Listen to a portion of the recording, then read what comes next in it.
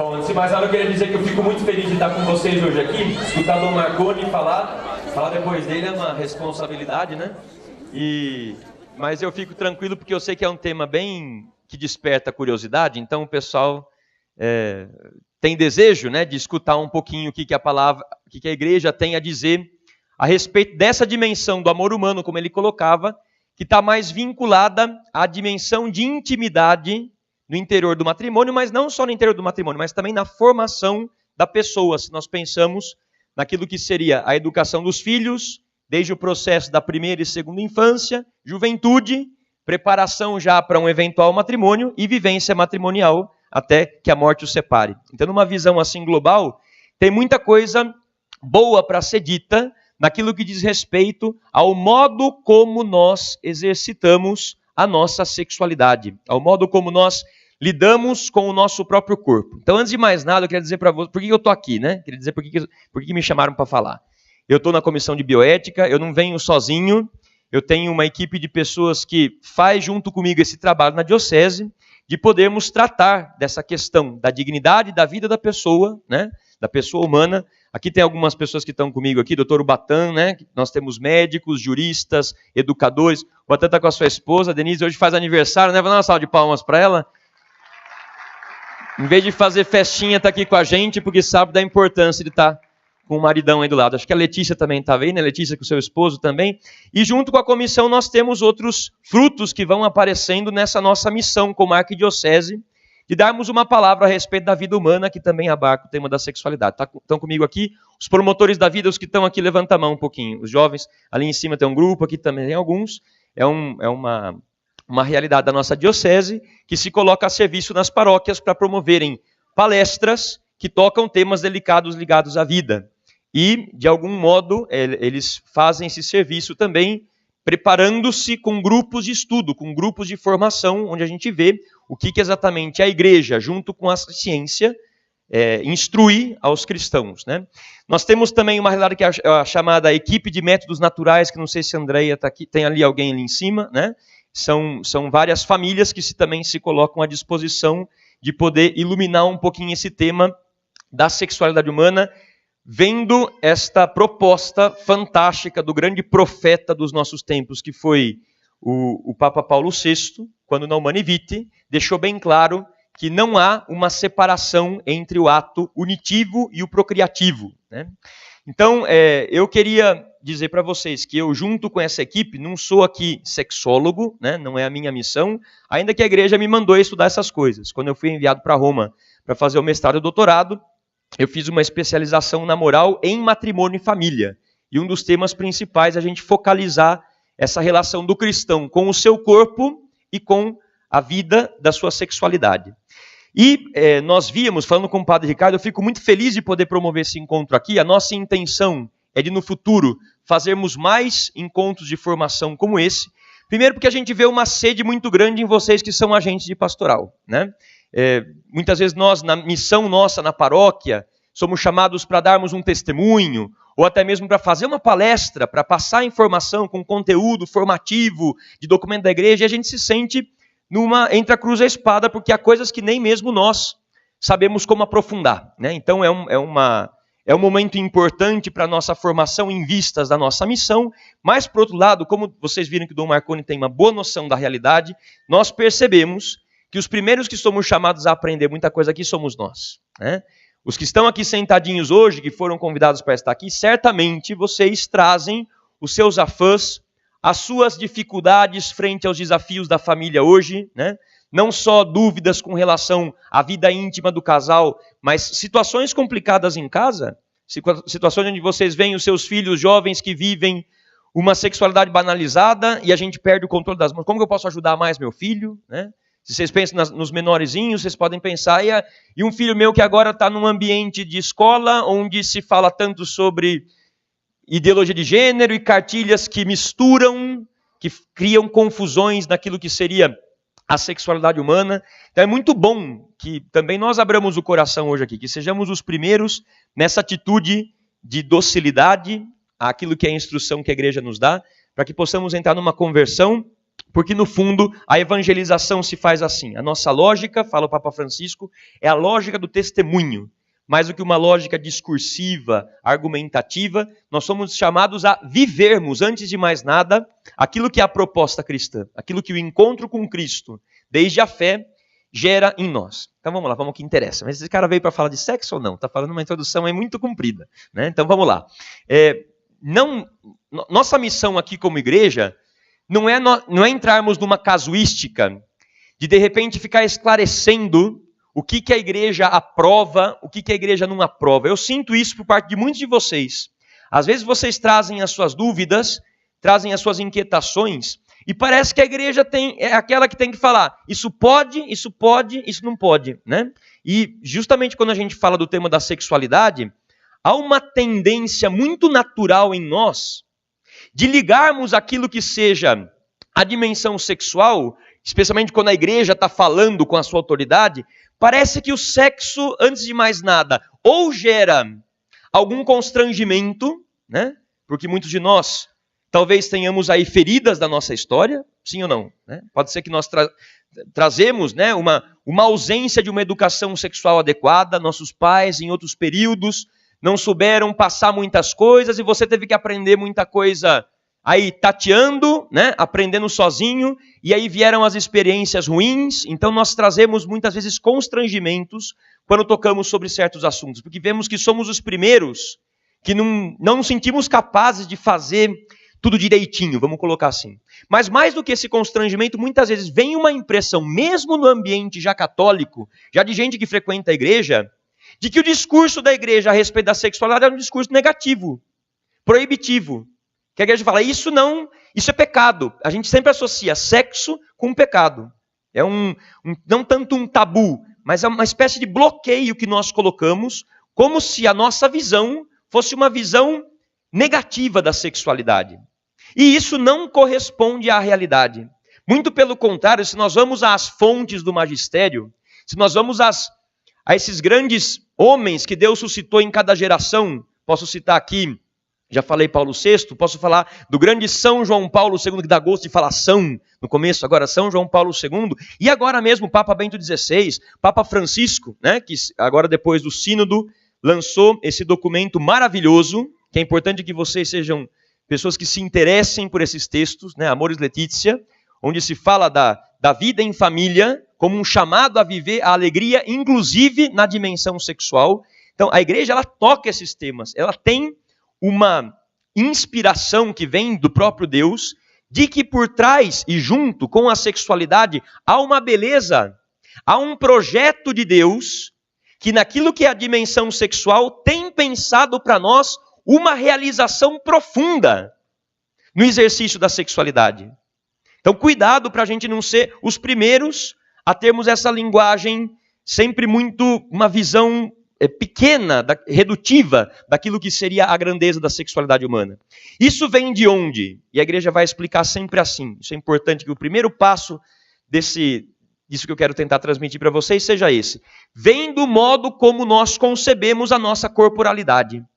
Vem do modo como nós temos presente o que significa o nosso corpo. Atenção, eu falei que o corpo significa algo. O corpo tem um significado. O corpo é uma realidade que não é um adereço para a nossa pessoa. O nosso corpo é a nossa pessoa.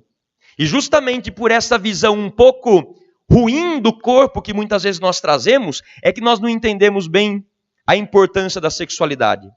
Não falo somente de gente aí por fora da igreja, mesmo nós, com muita facilidade, quando pensamos em termos clássicos como alma e corpo, muitas vezes trazemos no coração uma sensação de que a alma seria aquela nossa dimensão mais sublime.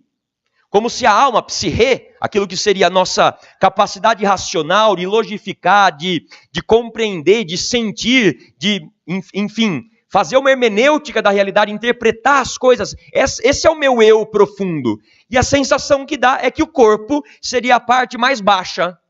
O corpo é aquela coisa mais instintiva, mais impulsiva, mais ligada às pulsões, mais ligada às baixas paixões.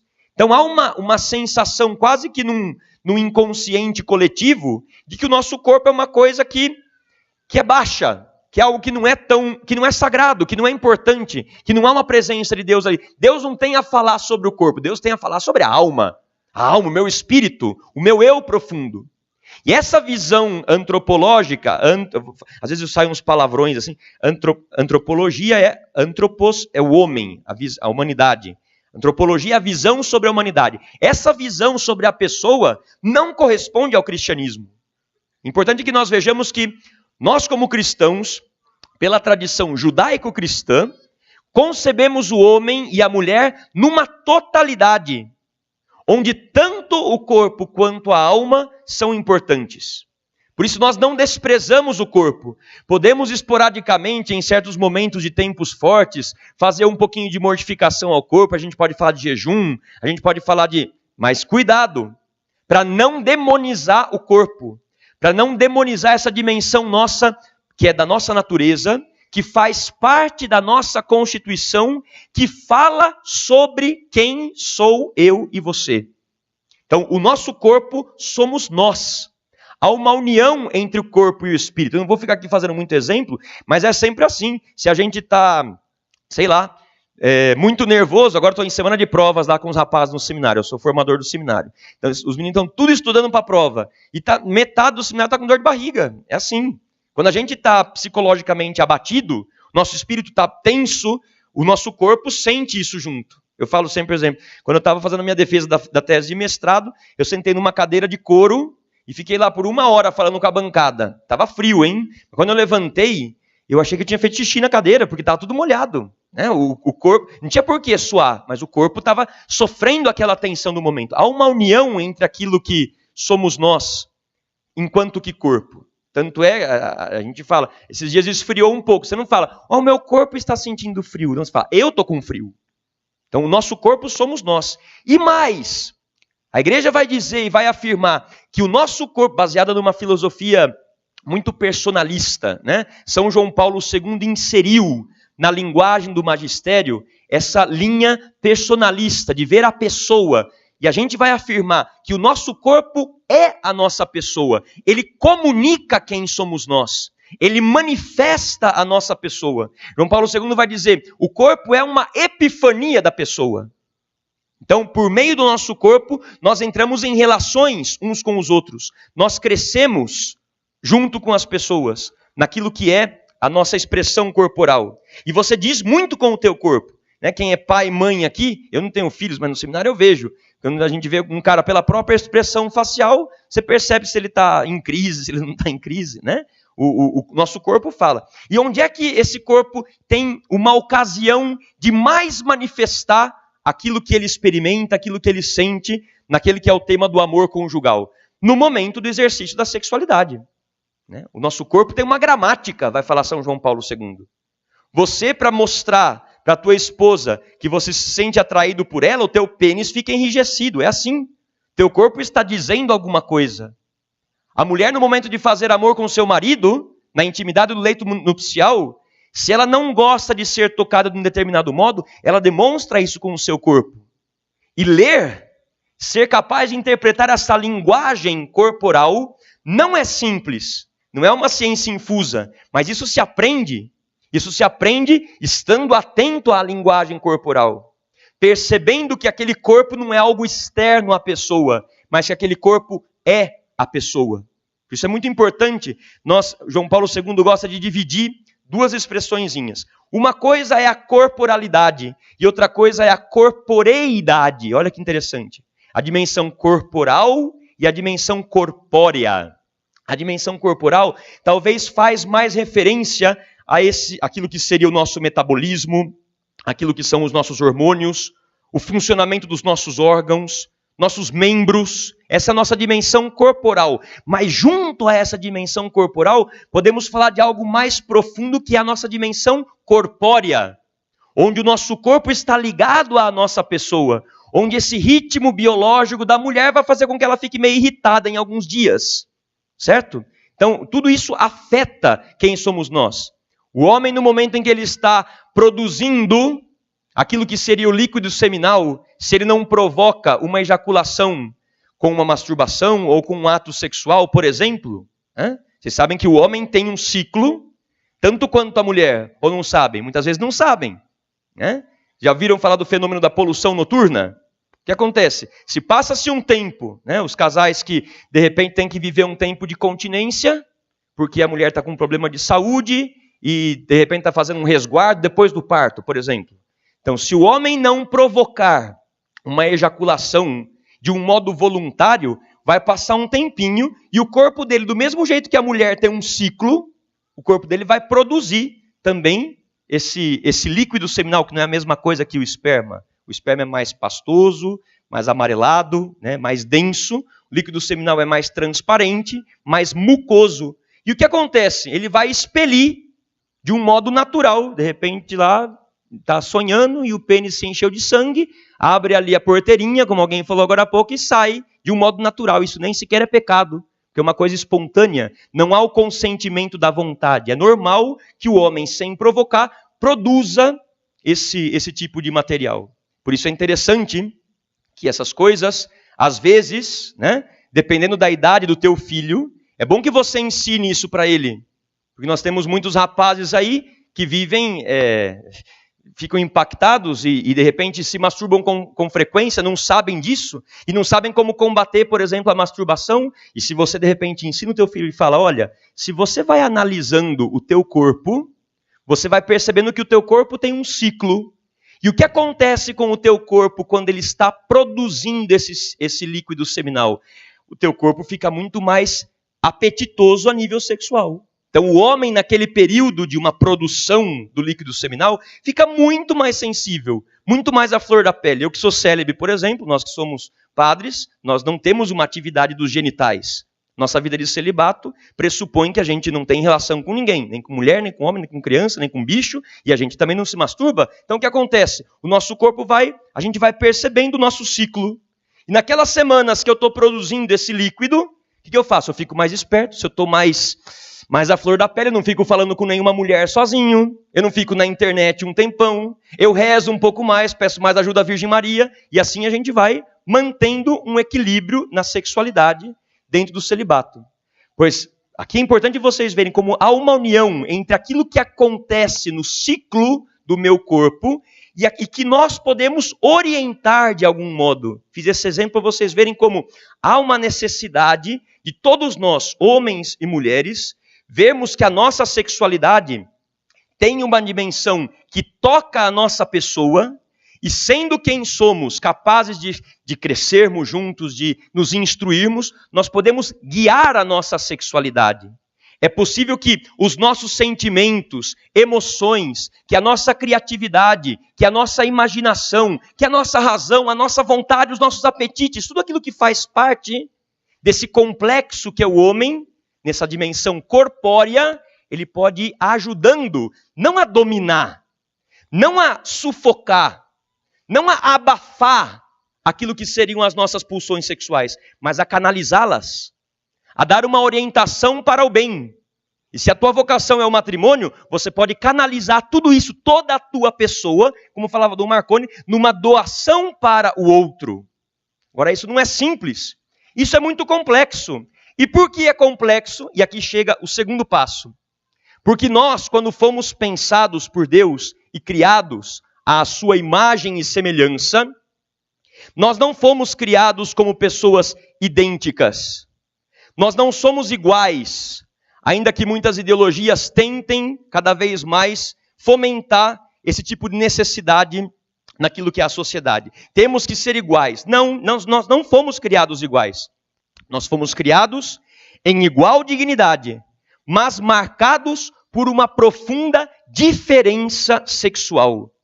Homem e mulher os criou.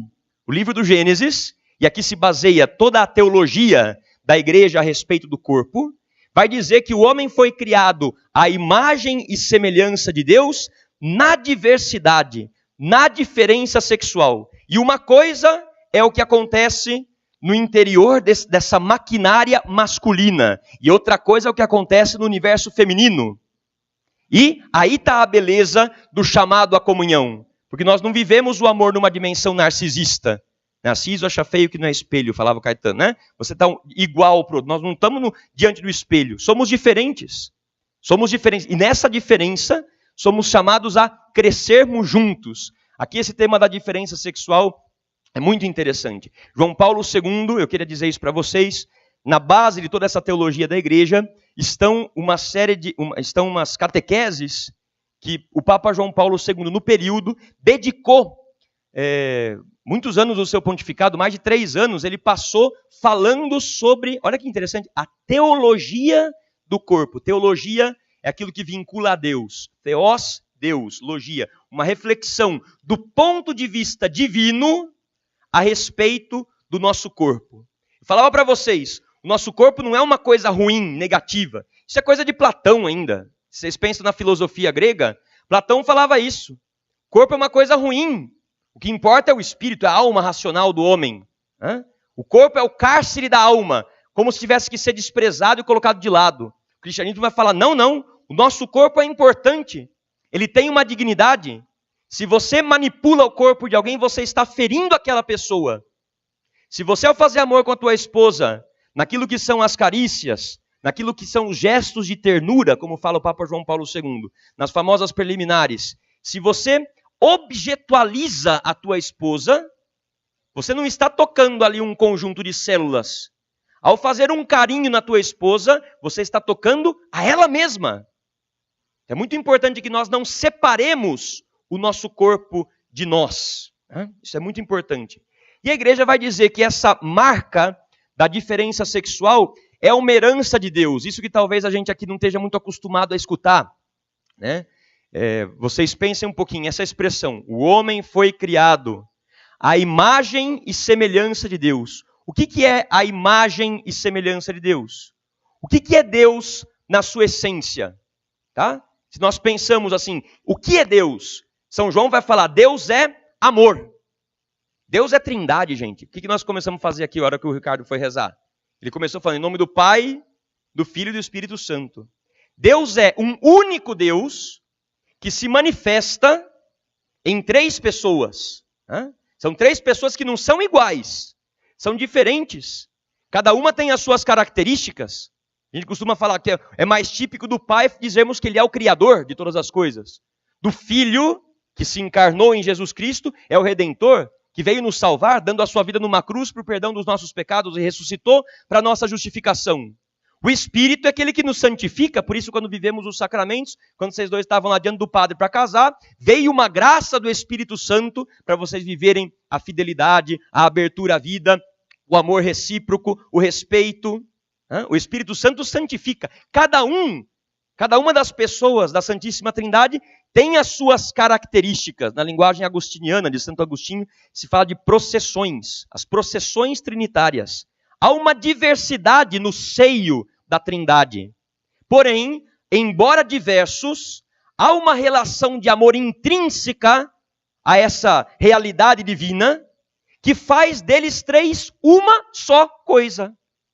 Esse é o grande mistério. Na diversidade aparece a comunhão. Eu costumo fazer o exemplo. Aqui tá, não dá para usar isso. Dá para usar sim, né? Um vasinho de flores. Só tem um tipo de coisa aqui? Não, tem um verde debaixo o que é isso? Uma rosinha aqui? Nem sei lá o nome disso aqui, né? Tem um verde que cria uma diversidade, mas como está colocado de um modo harmonioso, então é agradável, é harmônico quando você olha, né? Mas não é tudo igual, não tem só o cor-de-rosinha, tem o verdinho junto, né? Então, essa diversidade, quando aparece cada um no seu lugar, cada um fazendo aquilo que lhe é devido, aquilo que é a sua missão, surge a harmonia, surge a comunhão. Do mesmo modo, naquilo que é a intimidade da atividade sexual, precisa aparecer também essa harmonia, onde os papéis não se confundem, onde cada um vem respeitado naquilo que é típico seu. E aí a ciência, a medicina, a psicologia vão ajudar a nós, que somos católicos, a entendermos desde a fé, não fazendo aqui muito rolo não, desde a fé, vamos entendendo que essa diferença exige, de algum modo, um esforço da nossa parte para que nós possamos sair de nós mesmos e entrar naquilo que é o mistério do outro que é diferente de mim. Então nós podemos pensar, por exemplo, que naquilo que se refere ao sexo masculino, né, aquilo que é o homem, a sexualidade vivida na dimensão masculina, ela tem um ritmo que é bem diferente do ritmo feminino. E Dom Marconi falou assim, são vários aspectos, a gente não pode reduzir tudo à sexualidade. Eu não vou discordar dele não, eu concordo plenamente com ele. Mas na experiência pastoral, Ricardo, não sei se percebe isso também, falando com os casais, a maior parte das vezes em que vemos dificuldades de comunhão entre vocês, não é tanto um problema de caráter, não é tanto um problema de afinidades, nem sequer é tanto um problema financeiro. É mais um problema de falta de comunhão na intimidade. Porque um não é capaz de entrar no ritmo do outro. Porque para isso, obviamente, precisamos da graça de Deus, da ajuda do Senhor. Mas o homem tem um ritmo. O homem, por exemplo, é muito mais ágil do que a mulher no exercício da sua genitalidade. O homem está, a gente fala brincando, o homem está pronto para a guerra rapidinho.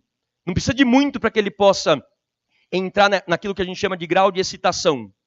O homem, para experimentar o orgasmo, para chegar ao gozo, ele não precisa de muito esforço. De uma forma muito ágil, ele é capaz de completar todo o ciclo de excitação que passa até o orgasmo. A mulher tem um ritmo muito mais complexo. Não significa que seja menos, mais intenso ou não. Muitas vezes tem alguns teóricos dessa parte que dizem que o orgasmo feminino é mais potente que o orgasmo masculino. Tem algumas teorias, mas aqui não entro, não é minha área e não é interesse nosso aqui discutirmos sobre isso. Mas a mulher ela precisa de muito mais tempo, ela precisa ser mais preparada, como se fosse um trem, ela precisa ser ajudada para chegar até um aquecimento de todo esse complexo das zonas erógenas que precisam ajudá-la a entrar num ritmo acelerado da sexualidade.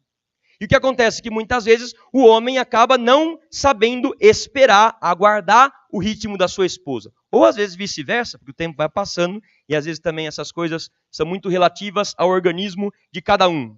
Mas aquilo que a gente pode perceber, de um modo generalizado, é que em geral o homem ele procura muito mais, para ele é muito mais importante a quantidade de relações sexuais do que a qualidade de um relacionamento sexual. E para a mulher não é assim. A mulher não precisa da quantidade. Precisa também, não é que a mulher não seja interessada nisso, né? Mas ela precisa muito mais da qualidade de um ato do que da quantidade de ações sexuais. E o que acontece é que no matrimônio cristão, nós precisamos da graça do Espírito Santo para que ele possa ajudar o homem a morrer bastante para ajudar a sua esposa a obter essa qualidade de um ato sexual, sem disparar e não esperá-la, conhecendo o ritmo dela, conhecendo o modo como ela prefere ser tocada, conhecendo toda a sua estrutura interior e ajudando-a a que juntos possam experimentar o prazer e a comunhão no ato conjugal. E por outro lado também a mulher é chamada muitas vezes a morrer bastante para promover aquilo que seria a quantidade de relações que o homem tem uma certa necessidade. Porque muitas vezes a mulher sempre se negando, dizendo que está com dor de cabeça, evitando o seu esposo, pode acabar jogando em situações ou ocasiões que favorecem o pecado. E hoje em dia, tem muita coisa para bagunçar a cabeça do homem nesse sentido. Pornografia cada vez mais acessível, né? Ali situações em que ele pode acabar gerando um flerte com outras pessoas. É verdade que a gente não pode ter um ciúme doentio, mas também não pode haver uma brincadeira naquilo que são o jogo de sentimentos que nós temos. É muito importante termos essa atenção, que a mulher também é chamada a promover uma certa quantidade de ações de acordo com o apetite sexual do seu marido. Por isso o matrimônio é uma cruz também nesse sentido. Não é que nós queremos aqui dizer que vocês têm que sofrer. Não é para ser um sofrimento. O necessário é que vocês possam pedir a graça a Deus e ajudar aqueles que estão de trás de vocês a perceberem a importância de Deus para ajudar-nos a que, de um modo natural, nós não estraguemos esta ocasião maravilhosa de termos uma vida plena. Por isso é necessário que o Senhor permeie de algum modo aquilo que é o teu jeito de você se expressar por meio do teu corpo naquilo que é o relacionamento íntimo.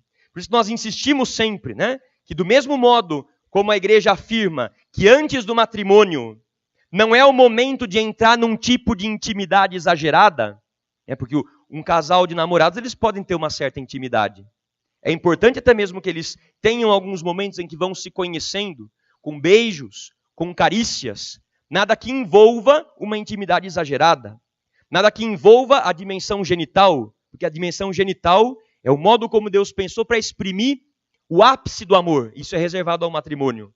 Mas aquilo que são os carinhos, uma relação de amizade, onde se vai criando uma confiança, onde um vai conhecendo o que o outro gosta, ou o que ao outro faz sofrer. Isso é muito importante. O namoro cristão é chamado a ser um momento para crescer nesse sentido. Mas do mesmo jeito que a igreja afirma isso, não é hora de ter relação sexual sem a graça de Deus, nós vamos afirmar depois. É necessário que depois, ao longo do matrimônio, essa graça de Deus se renove. Porque senão nós vemos as feridas que nós trazemos hoje. Muitas pessoas casadas na igreja que pensam que casamento é já sexo lícito, então tudo se pode, então não há uma preocupação por esse momento, não há um empenho da parte dos dois, dos cônjuges, para melhorarem essa intimidade, e aí nós vemos tantos problemas. Por isso que uma das primeiras dicas que a igreja vai dizer, né, na sua teologia do corpo, é que tanto o homem quanto a mulher precisam se preparar para o ato conjugal. Aqui há uma linha psicológica muito fraca, que a gente tem que criticar, que é aquela que fala que o sexo só pode ser espontâneo. É claro que tem que ter uma dimensão de espontaneidade.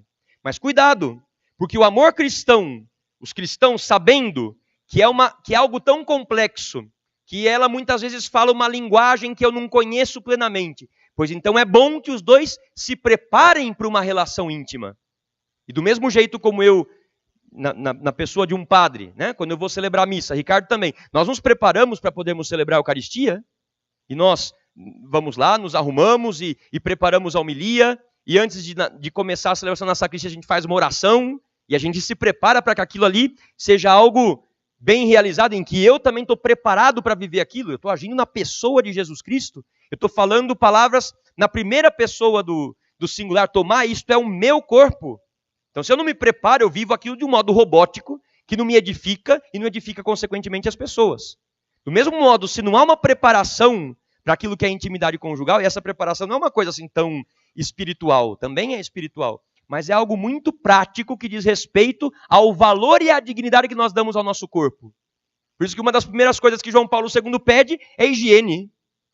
E aqui muitos pecam nesse sentido, se equivocam aí, porque quando fala, nenhuma mulher quer fazer amor com um homem suado, fedido, que não corta a unha do pé. É importante. Esse tipo de preparação higiênica favorece muito a comunhão do casal. Parece uma coisa estúpida, mas às vezes a mulher sempre diz assim, eu não tenho vontade, não estou muito afim, ele me procura mais do que eu. Mas espera, se você também vai se preparando antes, então você vai tomar um banho. Tem uma pessoa que eu conheço que ela fala que ela tem um sabonete de fazer amor. Ela tem aquele sabonete mais perfumado, onde ela se prepara melhor e coloca aquela roupinha mais digna, mais boa ali para chegar no momento da relação, troca as roupas a roupa de cama, né? Dom Marconi falava que o altar do cristão, do casal, é também o leito nupcial, é ali onde aparece a graça de Deus. Por isso, cuidado, não é um lugar para ficar ali acumulando roupa passada e bagunça, onde os filhos vão lá e pulam e brincam. É o ninho de amor do casal, é um lugar de intimidade, é um lugar que remete ao sagrado, remete a um ato que é transcendental. Por isso é necessário que a mulher também vá se preparando, e se ela faz isso, se ela vai penteando-se, se cuidando, ela já vai criando um ambiente, até mesmo interior, onde o seu corpo começa a se preparar, até mesmo a nível de hormônios, né? A doutora Rosângela, que é boa para explicar isso, né? Que é da Comissão de Bioética. Existe até uma dimensão hormonal que acaba ficando à flor da pele com esta previsão, com essa preparação para o ato conjugal. Esse é um dos aspectos. Depois a dignidade da casa, o ambiente onde vocês se amam, valorizar essas coisas. E depois do momento do ato conjugal, é o que aqui muita gente fica estupefata quando eu falo, e a pessoa estranha, mas os casais cristãos são chamados a rezarem e a pedirem a ajuda de Deus no momento do ato conjugal. Ai, padre, mas que coisa mais esquisita. Vai quebrar todo o clima. É claro, se você vai rezar um terço, vai quebrar o clima, porque o terço é muito comprido. Então, padre, como é que eu vou rezar antes de fazer o amor, então, com o meu marido? Como é que a gente faz? O que eu tenho que falar? Né? Não tem que fazer uma oração comprida. Mas tem que ser em voz alta, padre? Tem gente que pergunta isso, né? Querem que a gente... Eu não sei, eu não sou casado, meu filho. Vai se virar. Vai você com o teu esposo em comunhão, ver como isso é melhor. Não uma coisa forçada, mas que os dois podem até ser de um modo interior, invocar a presença de Deus, para que o Espírito Santo te ajude a perceber se aquele gesto não está ajudando a tua esposa, né? Porque a mulher também é chamada a ajudar o homem nesse sentido. Às vezes nós colocamos uma responsabilidade na costa do homem, né? Não quero aqui deixar entender que eu seja machista, nada disso. A mulher é um dom, a igreja tem um cuidado, um carinho por esse santuário da vida que é a mulher. Nós temos documentos dedicados às mulheres, e a gente que vê que justamente pela complexidade que é a mulher, como ela tem um caráter mais intuitivo, que é mais desenvolvido do que nós homens, a mulher percebe coisas que nós às vezes não percebemos, a mulher precisa também ajudar nesse sentido. E esse ajudar não é tanto também, como a psicologia fraca diz, um diálogo constante. Como se a mulher tivesse que ficar mapeando, assim eu não gosto, assim eu quero, não faça isso, faça... Não. Também no interior do matrimônio é importante que haja um certo pudor, porque para nós homens, quando alguém nos corrige a nível sexual, isso é muito difícil de lidar no psicológico masculino. É muito humilhante quando você diz, não quero que você faça isso. Então, mais do que você falar, verbalizar aquilo que você sente, é melhor que você mostre com o teu corpo que você não gosta. Um gestozinho para cá, um afastamento, e o homem vai estar atento, mostrando, porque Deus nos criou assim, nós temos zonas erógenas, nós temos regiões do nosso corpo que nos causam prazer. E não adianta perder tempo de ir atrás de ver isso na internet, porque é uma confusão. Como se nós estivéssemos num padrão e fôssemos todos iguais. Aí os médicos sempre me ajudam a entender que não é assim. Cada pessoa tem uma estrutura, muitas coisas são parecidas. A mulher gosta muito de ser tocada na cintura, na região do pescoço. O beijo, o palato ajuda muito a mulher, né? O toque nas mãos, como parece. Por que muitos namorados querem fazer amor antes de casar? Por quê? Porque não exploram essas regiões que são lícitas e que geram intimidade, que geram prazer. As mãos têm muito a ver com as pernas. Há uma comparação no universo erótico que aproxima muito no universo da mulher o tema das mãos e das pernas. Então, muitas vezes, um toque, um jeito de você tocar, e se você vai demonstrando que você gosta desse tipo de movimento, nesse sentido, esses gestos de ternura vão te ajudando a você se preparar para o ápice da relação, no momento da penetração, que leva a um gozo comum. Não cada um para um lado, não cada um no momento, não uma descomunhão na intimidade, mas uma comunhão plena, abençoada por Deus. Por isso que você precisa rezar, para que o Espírito Santo te guie. Senhor, me ajuda a ler os gestos da minha mulher, me guia nessa hora. Vai me inspirando, né, para que a gente possa ser ajudado. E vocês estão tudo escandalizados de eu falar isso, mas está na Bíblia, gente. Vocês peguem lá o livro de Tobias, tem a história de Tobias e Sara, que é uma história muito interessante. São João Paulo II faz toda uma catequese sobre esse texto, onde se vê, estão mandando já terminar, já que estão fazendo assim, onde se vê que Tobias, que é escolhido por Deus para salvar esta mulher que estava num sofrimento enorme, tadinha, ela era tão bonita, diz a Escritura, que um demônio se apaixonou dela. Asmodeu se chama esse demônio. E cada vez que ela se namorava de alguém e se preparava para se casar, no momento das núpcias, esse demônio matava o marido. Ela era considerada uma mulher amaldiçoada. Ninguém mais queria casar com ela. E Deus manda um anjo, um arcanjo, Rafael, que vai conversar com Tobias e instrui a Tobias, dizendo especificamente o que ele precisa fazer para poder sobreviver à noite das núpcias. É toda uma linguagem cheia de símbolos, muito interessante. E daí o anjo diz assim, você vai lá e pesca um peixe. Daí você pega o fígado do peixe, põe no braseiro na hora de fazer amor com a tua esposa, você põe ali e queima, porque aquele odor que vai sair do braseiro, do fígado do peixe, vai espantar Asmodeu. E você vai poder entrar em comunhão com a tua mulher. Esses símbolos são muito ricos, eu não tenho tempo aqui para falar, mas até mesmo o peixe na Escritura, não sei se vocês sabiam, o peixe é a imagem do Messias, é uma imagem de Jesus Cristo. O profeta Isaías dizia, o Messias virá como o alimento que vem do mar. Né? E se vocês pegam, por isso que Jesus usou, sereis pescadores de homens, né? É uma imagem da salvação, o Messias, o peixe. E se vocês pegam a palavrinha peixe em grego, é possível se fazer um anagrama. Sabe o que é um anagrama? Se escreve ictus. Se você coloca assim, ictus aqui, de cada letra é possível escrever uma frase. Jesus Christos Filios Theos Soter. Jesus Cristo, Filho de Deus Salvador. Tanto é que os primeiros cristãos, na época das perseguições, eles não usavam tanto a cruz como um símbolo, porque era um instrumento de tortura. O primeiro símbolo não foi a cruz. O primeiro símbolo era o peixe. Nós temos relatos nas atas de Eusébio de Cesareia que quando um cristão ia no bar comer alguma coisa, né, almoçar ali, e se o garçom era cristão, o cristão estava lá, o cristão reza antes de comer. Vocês rezam antes de comer, né? Ou tem um bando de pagão aqui na minha frente que não reza antes de comer? Porque também a mesa da refeição é um altar. Né? É um momento especial da família, onde o pai faz uma oração junto com seus filhos e agradece ao Deus os dons... Eu estou divagando aqui, vamos continuar. Então, mas o cristão ia rezar e o garçom que era cristão... Esse cara está rezando, esse cara é cristão.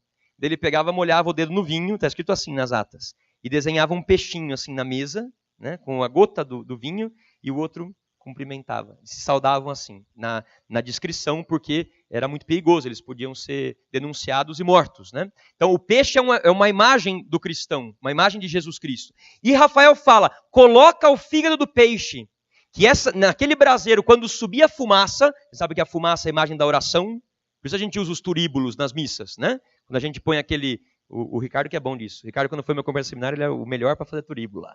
Então, quando você põe aquela fumacinha, é uma imagem de que a nossa oração sobe aos céus. Naquele momento, o que acontece no relato? Quando se põe ali o fígado do peixe, Tobias e Sara se colocam juntos a rezar diante de Deus. E proferem uma oração maravilhosa. Ele chega a falar, Senhor, não é por desejo impuro que eu tomo esta minha irmã como minha esposa, mas é para a tua maior glória, para que nós, por meio da nossa descendência, possamos glorificar o teu nome. E no final fala assim, oxalá possamos chegar juntos a uma idade avançada. Olha que bonito. Então o casal é chamado a rezar naquele momento. E o que acontece, no final da história, vocês sabem, ele sobrevive à noite das núpcias. E são um dos casais que são paradigmas daquilo que é o matrimônio cristão. A gente usa muito essa imagem. E não sei, eu me sinto um pouco hoje aqui, eu não tenho asa, não tenho auréola, mas eu sou esse Rafael que está aqui tentando, como enviado da igreja, ângelos, significa isso, mensageiro. Eu estou aqui para lembrar a vocês que não se pode viver a dimensão da sexualidade de um modo meramente humano, porque é muito complicado, arriscamos nos ferirmos, arriscamos manipularmos o outro, objetualizarmos a pessoa, deixar que o outro não viva aquele momento como sendo um sujeito, uma pessoa que com o seu corpo merece respeito por ter uma dignidade inviolável. É necessário que nós peçamos ajuda ao Senhor. O anjo está aqui gritando, põe o peixe aí no meio. Procure invocar o Senhor e pedir a ajuda de Deus para que vocês possam viver efetivamente uma comunhão naquilo que é o interior do relacionamento íntimo. Muito importante. Agora um pouquinho para finalizar, a igreja... Para falar de sexualidade, ela usa uma palavrinha que muitas vezes gera bastante confusão, que é a palavra castidade. Né? Muitas vezes nós pensamos que castidade é uma coisa que seria ausência de sexualidade. Né? Que nós pensamos, o namoro tem que ser casto. A gente escuta os padres falarem bastante. Então, como a gente associa que não pode transar antes de casar, então quer dizer que namoro não pode ter sexo, então castidade é sem ter uso da sexualidade. E não. É importante esclarecer aqui que a castidade é uma virtude que o Espírito Santo, por meio desse organismo virtuoso de castidade, te ajuda a viver bem a sexualidade de acordo com a vontade de Deus naquela que é a tua vocação. Então, no caso, eu como célibe, no celibato, sou chamado a viver a castidade no celibato. Castidade, para mim, significa não ter o exercício da minha genitalidade. Atenção, hein? Falei da minha genitalidade, não da minha sexualidade, porque a minha sexualidade eu exercito. Como eu falei para vocês, o nosso corpo é marcado por uma diferença sexual. E ainda que eu não faça amor com ninguém, eu tenho uma sexualidade masculina. Por isso que eu estou falando aqui com uma voz desse jeito, não como uma mulherzinha. Por isso que os meus gestos são gestos masculinos. Por isso que o meu modo de me vestir, não porque eu sou padre, mas todo homem é chamado a se vestir como homem. Ah, que padre fanático. Não, isso é o que ensina a igreja. Nós temos um gênero que marca a nossa pessoa e o modo como nós nos comportamos com o nosso corpo deve ser adequado àquilo que o nosso corpo é. E hoje isso é muito difícil, porque por causa dessas ideologias e manias de unificar tudo, a gente encontra até dificuldade. Eu costumo dizer, eu tenho uma dificuldade para comprar calça, porque a gente vai comprar calça hoje em dia, só acha calça slim, né? Já viram? Só essas calças apertadinhas, igual uma bailarina aqui, né? O bumbum fica tudo ali para dentro, e a gente quer usar uma calça mais masculina, mais normal, e tem dificuldade de encontrar. Porque as bolsas masculinas agora são muito parecidas com as bolsas femininas. A gente vai entrando num tipo de mentalidade que banaliza a sexualidade nessa dimensão de identidade da pessoa de acordo com o seu gênero, de acordo de como ela nasceu e foi criada por Deus. Deus te pensou homem, Deus te pensou mulher. Isso é tão importante que até isso vai te acompanhar na eternidade, meu irmão. Como que você chama? A Karine, quando ela morrer, se ela for para o céu, ela vai ser uma mulher no reino dos céus. Nossa sexualidade não é só para essa vida aqui, mas também para outra vida. Só que a gente não vai ter lá é o exercício da genitalidade. Por isso que eu sou célibe hoje, sabiam? Por que nós padres não casamos? Ou vocês acham que a gente não casa por uma questão logística? Para a gente não ter um monte de filho e poder se dedicar o tempo inteiro para vocês. Não, eu conheço um monte de gente casada, alguns que estão aqui, inclusive, que trabalham mais do que muitos padres. E se dedicam bastante, tendo uma família até numerosa muitas vezes. Por que nós vivemos o celibato? Porque Cristo disse no Evangelho, há alguns que se fizeram eunucos pelo reino dos céus. Porque como Cristo explicou, lá no reino dos céus, nem eles se casam, nem elas se dão em casamento. Por isso que o teu matrimônio é um sacramento para esta vida. Ele não imprime caráter em você. Como você chama? Karine também, só tem Karine aqui hoje, né? Karine é batizada. E esse batismo imprime caráter nela, certo? Então quando ela morrer e for para o céu, ela vai ser uma mulher batizada, filha de Deus nos céus. Esse batismo acompanha na eternidade. O matrimônio, não. Quando você morreu, acabou o matrimônio. Porque lá no reino dos céus não vai ter necessidade nem de procriação e nem de busca de realização de prazer, porque há uma contemplação direta, face a face, com Deus, que não há necessidade dessa união humana. Me entendem? Tem outros sacramentos também que imprimem caráter. Sabe qual? O meu, do padre. Se o Ricardo morrer, ele for para o inferno, ele vai ser um padre no inferno, não é só, né? Porque o sacramento acompanha para sempre, né? Ele marca a nossa vida. Então eu dizia para vocês, o nosso corpo e a nossa sexualidade nos acompanham até mesmo na eternidade. E alguns se fazem eunucos como nós para mostrarmos a vocês aquilo que todos nós viveremos um dia nos céus. Todos nós viveremos assim, do jeito que eu vivo. Nós estaremos como homens e mulheres na presença de Deus, cada um com as suas características pessoais e individuais, mas sem o exercício da genitalidade. Por isso que a gente abdica de ter uma família e renunciamos a um projeto pessoal, de ter filhos, para fazer presente para vocês a vida eterna. Tá? Isso é muito importante, termos claro também. Eu dizia para vocês, é importante que nós pensemos que aquilo que nós somos chamados a viver no matrimônio, que é para esta vida, né, está em função de uma santificação aqui também nesta vida. O matrimônio, fala João Paulo II várias vezes, é um chamado à santificação dos cônjuges. Não é apenas uma busca de prazer no ato de amor e uma abertura à procriação. Junto com esse aspecto, os dois são chamados a se ajudarem nesse processo de santificação. Por isso que é importante que o exercício da sexualidade seja reto, para que vocês possam se ajudar e crescer juntos. E hoje, para terminar agora, nós temos uns desafios, um maior do que o outro. A igreja destaca alguns. Eu pensei de falar para vocês sobre um, porque nós temos pouco tempo. Tem desafios para vocês aí na pastoral, quando as pessoas perguntam a respeito de abertura à vida, de métodos contraceptivos, do porquê que a igreja ajuda a gente a ver que a sexualidade tem que ser vivida com essa perspectiva de abertura dos filhos. Na educação sexual tem temas importantes para a gente falar, a educação dos filhos, né? Uma das coisas que eu falei, só citei, mas que eu queria dar um destaque maior, é a questão do pudor, né? Eu falei para vocês do pudor, que mesmo no matrimônio é necessário um pudor. O que significa esse pudor? Porque às vezes as pessoas confundem. Parece que eu tenho que ser católico, eu tenho que educar no pudor. Pudor parece que significa saia comprida, né? Não mostrar corpo. As pessoas não entendem muito bem. O pudor, João Paulo II definiu de um jeito fantástico. Ele comparou aquilo que seria o fenômeno da vertigem com o pudor. A vertigem é o quê? Você está num lugar alto, tipo aqui, eu estou nesse palco aqui, né? Então, se eu vou correr ali para frente, de um modo instintivo, sem eu pensar muito, eu chego, eu dou uma freadinha quando eu vou chegar aqui. Porque essa altura me causa, eu até dou uma recuada de repente, certo? O pudor é isso. Você percebe que a tua vida é um dom, que é necessário proteger a tua vida, então você não a expõe ao perigo. Atenção, pudor é isso. Não expor o seu corpo, a sua pessoa, a uma ocasião em que ele vai ser objetualizado. Isso é o pudor. Então, promover uma educação no pudor significa isso. Mais do que você dizer as coisas que são proibidas, ou explicar coisas para os teus filhos, ou mesmo entre marido e mulher falarem sobre temas de sexualidade com pudor, mais do que isso é você transmitir esta necessidade de uma proteção da pessoa, né? Então, com uma criança, como que a gente educa uma criancinha pequenininha da primeira infância na sexualidade? Cuidando bem dela, quando você vai vesti-la, por exemplo. Tem mãe neurótica que quer que o filho aprenda logo a se vestir sozinho e salta fases da educação que são fundamentais. A mulher, a mãe, de um modo especial, precisa sempre vestir o seu filho.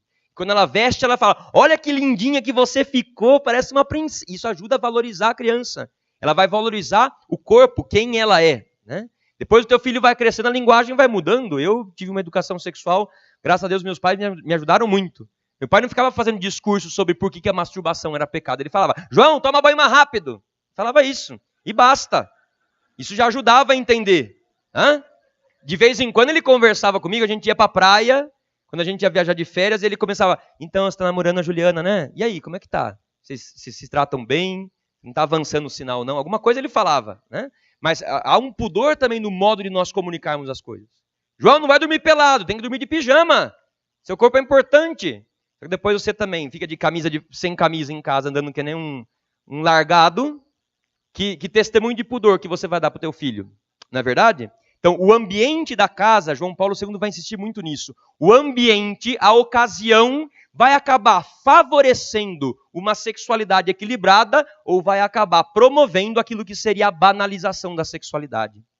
Então, a educação, em definitiva, a educação sexual é promover uma ocasião boa. Então, eu escolhi dos vários aspectos, dos vários flagelos, vamos colocar assim, que hoje vão ferindo a nossa sexualidade, especialmente na dimensão genital.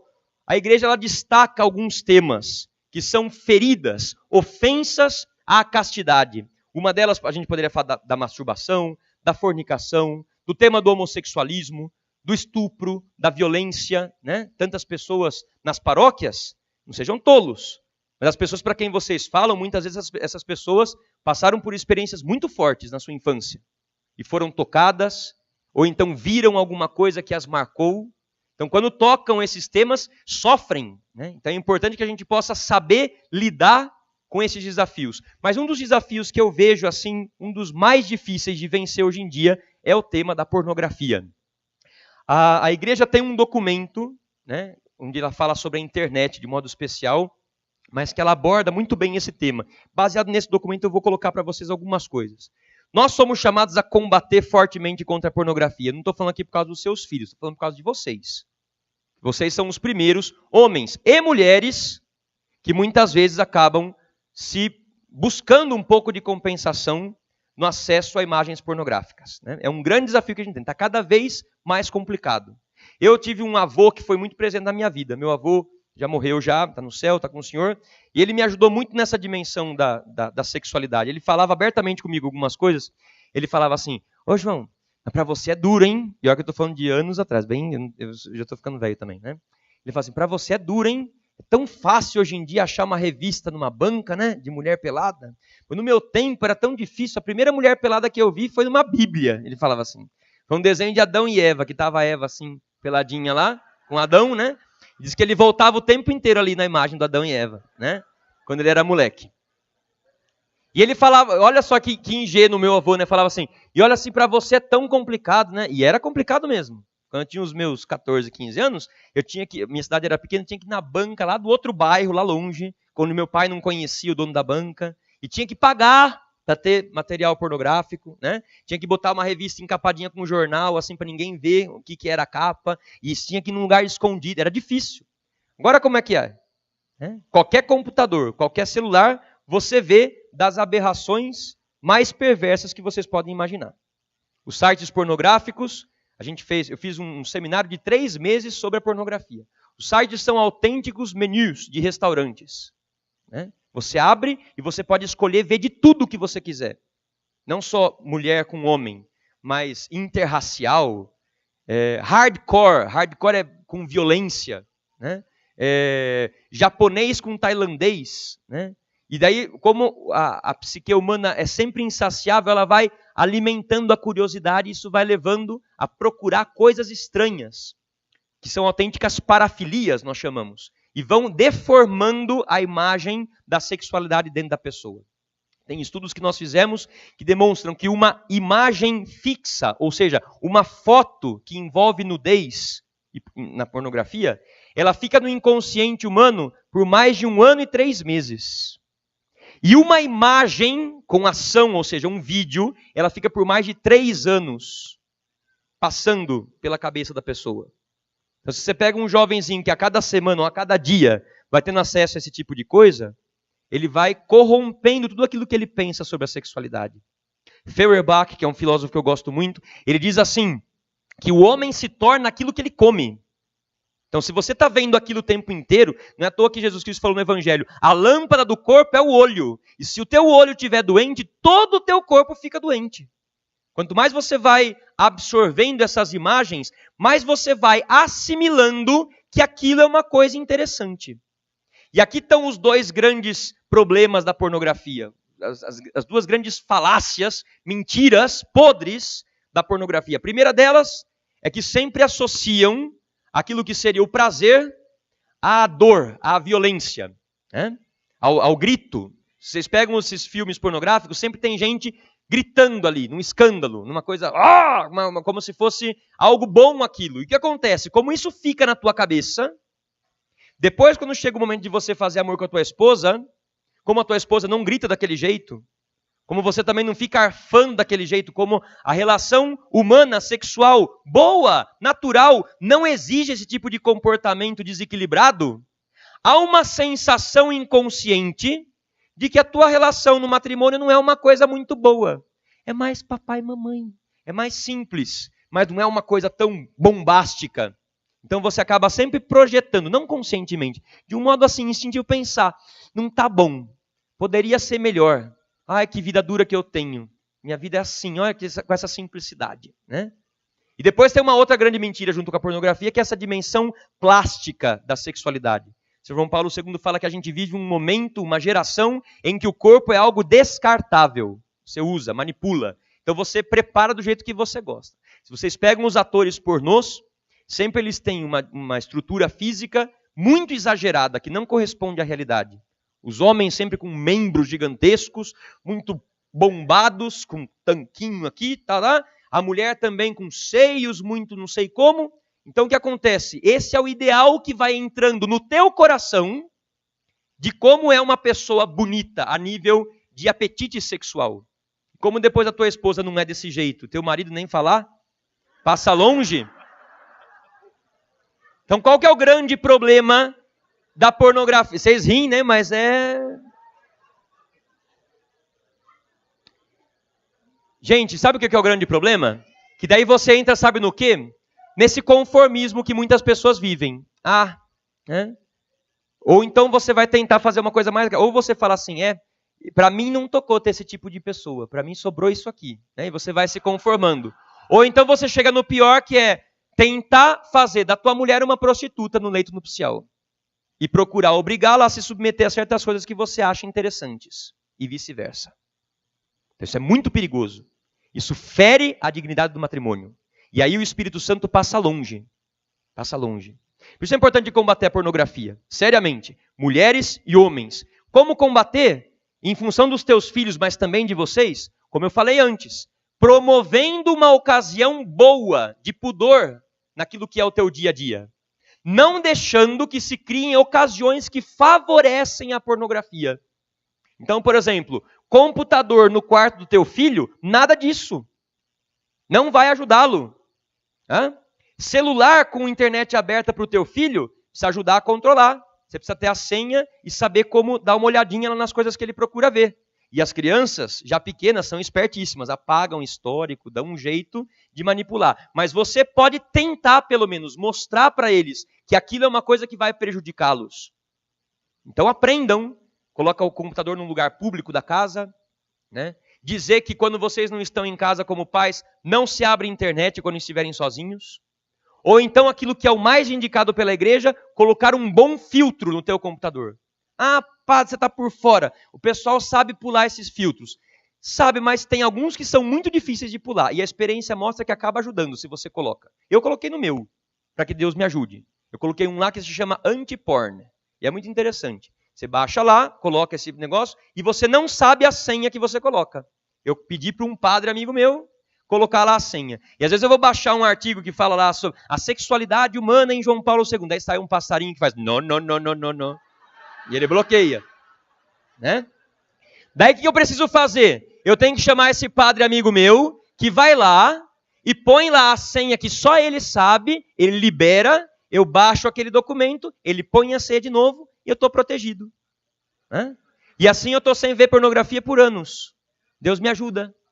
Agora você tem que ser corajoso para fazer isso, porque significa romper com uma coisa que você está acostumado. Eu até na proteção de tela do meu computador, sem fanatismos, hein? Mas eu coloquei lá um rosto de Cristo assim, com o olho bem grandão. E quando eu abro, eu falo assim, Senhor, o Senhor vai ver tudo aquilo que eu estou vendo. É um modo de eu tirar essas ocasiões que favorecem um comportamento que não ajuda. Então pensem depois, isso eu estou falando a minha experiência. Mas vejam vocês como fazer. Como se ajudar. Não adianta falar para a mulher por assim, que depois ela vai botar assim lá e vai ver porcaria. Pede para uma pessoa, um amigo de confiança, um companheiro da pastoral familiar, que você tem. Eu já botei senha para um monte de gente. Padre João, está aqui meu computador, põe a senha aí. Eu ponho uma senha lá, que ele não vai saber. É uma forma de nós nos protegermos, não sei se ficou claro. Esse tipo de atitude, de decisão, o Rafael está aqui, o arcanjo Rafael está aqui falando para vocês. Põe Jesus Cristo aí no meio, para que vocês possam se preservar, se ajudarem mutuamente. Deixa que Deus vá purificando, de repente, algumas máculas, algumas experiências negativas que você tem feito. Deixa que o Senhor te ajude a favorecer uma vida de santidade no matrimônio. Olha, você sabe que tem santos casados, né? Uma das que eu mais gosto, eu sou fãzão dela, porque Deus me botou numa missão legal, é Santa Giana Beretta-Molla, uma médica. Né? Santa Giana, ela deu a sua vida para salvar a vida da sua filha. Eu conheci a sua filha. Veio aqui no Brasil, já fez muitas palestras. E eu, quando estava lá em Roma, eu comecei a ajudar no processo de beatificação do seu marido. O marido dela também está em processo. Vai ser um casal santo, se Deus quiser. E o marido dela, eu estou traduzindo uma parte do diário dele, quando ele tinha 17 anos, ele escreve uma frase no diário assim, Senhor, concede-me uma esposa que seja santa. E Deus deu para ele isso. Né? Então está na hora de a gente começar a pedir, ter essas aspirações, ter um desejo realmente de que toda a nossa vida, não só o aspecto emocional, não só o aspecto econômico, prático, educativo, tudo na tua vida, até mesmo a tua sexualidade, seja permeada pela ação do Espírito Santo que nos guia, que nos leva a uma vida plena de realização séria. Agora, se vocês não se apaixonam por Jesus Cristo, se vocês não confiam naquilo que a igreja está falando, se vocês estão aqui com reticências, nós não podemos fazer nada. Né?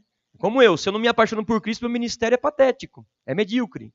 Do mesmo modo, se um casal cristão não tem essa paixão por Jesus Cristo, o matrimônio vai ser algo medíocre também.